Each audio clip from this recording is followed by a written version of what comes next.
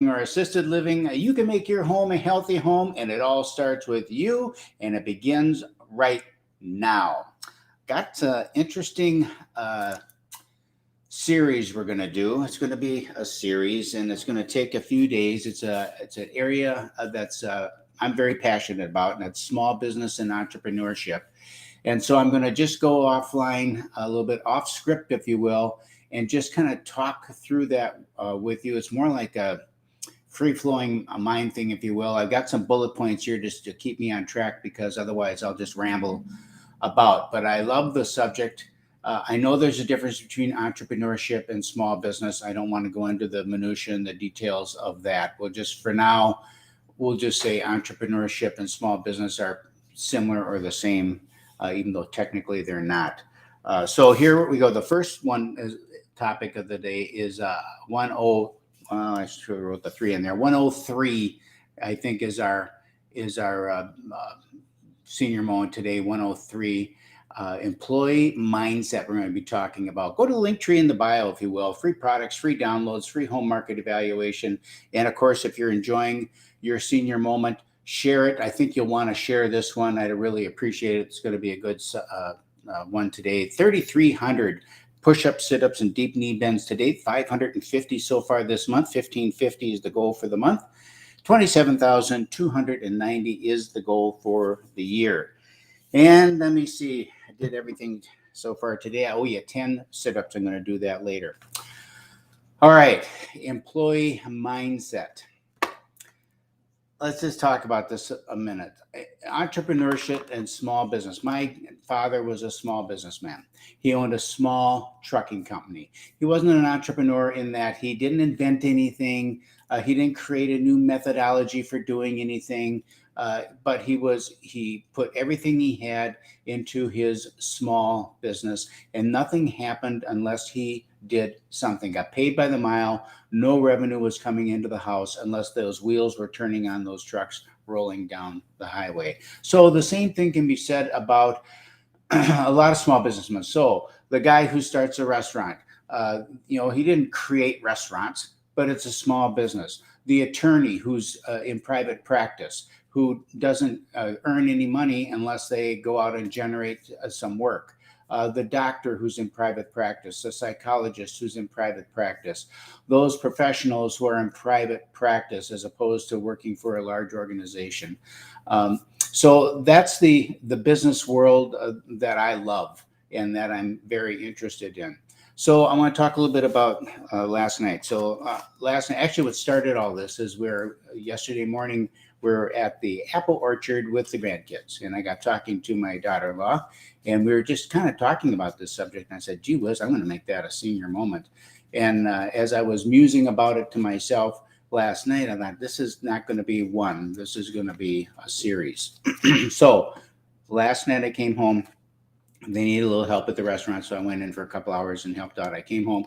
I promised Sheila I'd bring her a smoked potato home from the restaurant.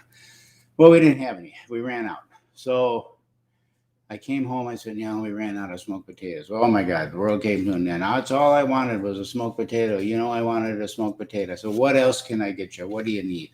She said, how about McDonald's French fries? McDonald's French fries. First of all, I had to check to see if she was pregnant. I said, McDonald's French fries. We haven't been to McDonald's in 30 years. She said that, I just, those are the kind of French fries I want. Okay. So I go to McDonald's and get her French fries. So I come home and she said, well, maybe it was Burger King French fries I like because these, did they change their French fry recipe? I said, no, it's been McDonald's French fries forever. Well, she didn't like them. It was $7 for 2 orders of French fries. So I got to thinking, okay, so now I'm watching because I'm waiting in line. They're moving slow, and I'm watching the people inside working. And they're working. And there's one gal in there whose job is to put the French fries into the bag. That's all she was doing. French fries into the bag, burger into the bag. She was a bagger, all right? So I'm thinking that job requires zero skill set, zero. You have to be able to read the label and know that you need to put 2 orders of French fries into this paper sack and hand it to the guy out the window. That's it. $15 an hour, really? So $6 for 2 orders of fries. At what point do the fries no longer have any value? Is it $10 when they're $10? Then is that, at some point where people are going to say, wait a minute here, you know, why are French fries $10? Well, it's because people thought that this had to be a living wage. Well, the fact of the matter is it isn't a living wage. It's never meant to be a living wage. We have people that come into the restaurant and apply for work. They have never had a job, high school kids. That's what these jobs are for. We're teaching them how to work. We should charge them because they don't know how to work. So we're teaching them how to work. Now that the pressure is on these higher wages, what's happening is we're not hiring them. If you haven't had a job before, you can't work for us because we need people who know how to work. Because at $15 an hour, or we pay like $20 an hour, I can't teach you how to work for $20 an hour. I'm sorry. So we wind up getting older people, maybe people who it's a transition thing for them. Maybe they've just retired from their old job. Maybe they've got laid off from their old job and they're looking for something else. Maybe they're looking for a career path change and trying to see if this industry is a good fit for them or what have you. But those people who already know how to work, you can start off at a higher wage. And sometimes, the job of putting French fries into a bag just isn't worth $15 an hour. So you've got machines that can fold gum and put it into an individual wrapper and then put it into a package with no touching of human hands. I think that you're going to see the day when the new McDonald's, I'm picking on McDonald's, but not really. I mean, it's the new big franchisers are going to say, you come up to the order and you punch in your order on a kiosk. The order goes in, the computer looks at the order, they prepare the food, a machine wraps it and puts it into the bag. No cash, because we don't want a cashier. So you put your credit card into the slot. We're just going to eliminate the people in those positions and replace them with machinery. And now you have this huge void for those people with zero skill set to work, because companies are going to figure out how to eliminate that cost. There's only so many dollars you can squeeze out of a potato. So what's going to happen? They got to find a way to reduce that cost. And the best way, the fastest way, is to replace that person with a machine that never gets sick, never takes a day off, and doesn't have any benefits. So that's my rant about that. So the point is that the bagger was never meant to be a career. I look at the stats this morning. I was online looking at the Department of Labor and Industry stats on employment for 16 to 18-year-olds. And the employment percentage keeps going down over time. It's like, why are the employment percentages dropping for kids in that age group, high school kids? Well, it's because high school kids fewer and fewer of them are getting jobs. Okay.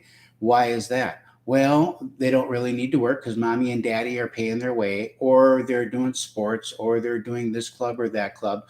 So the emphasis is on their play activities more than learning how to work. Well, that's all super duper for a minute, but now you get into college, and do you work your way through college? No, you get student loans. Okay. So you've got kids that are going all the way through college and they don't work through college. Why? Oh, because college is so tough. And, they have to work hard in college, blah, blah, blah, which is baloney. And so they need to focus on their studies, but they're partying all weekend long. Anyhow, so they get out of college, and now through high school, they've never had a job. Through college, they've never had a job. And now they're out into the workforce applying for a job, and their competitor, who's also applying for a job, has been on this, that, and the other thing, internships and all that. And this guy's been playing video games. Who do you think is going to get the job?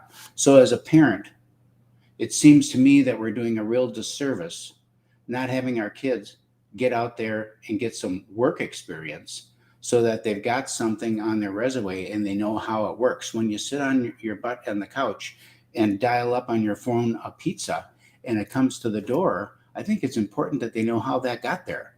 There was people back at the pizza joint making pizza and putting it into a box and putting it into a car and driving it over to the house, and they all got paid a wage for doing that. So on those jobs, people are trading time for money.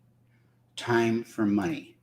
And the difference between a small business person or an entrepreneur and an employee is employees trade time for money. It's a finite thing, and that's the end of it.